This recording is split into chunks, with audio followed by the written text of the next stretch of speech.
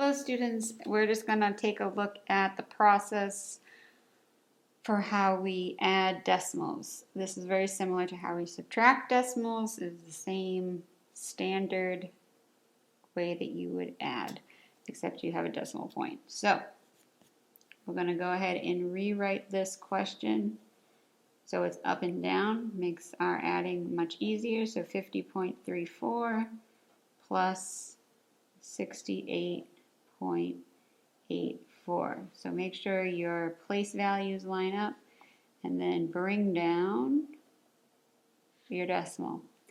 Now you're just going to simply add as you normally would. 4 plus 4 is 8. 8 plus 3, 8, 9, 10, 11.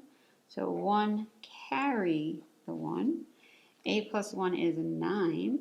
And then 6 plus 5, 6, 7, 8, 9, 10, 11 would be 119.18.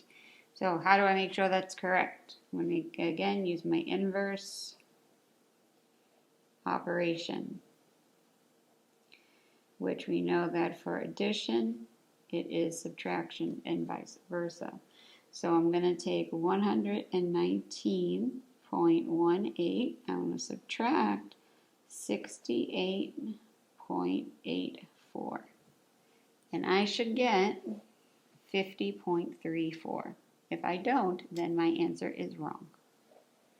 Bring down my decimal and now do my subtraction. 8 minus 4 gives me 4. 1 minus 8, I can't do that, so I have to go next door and borrow.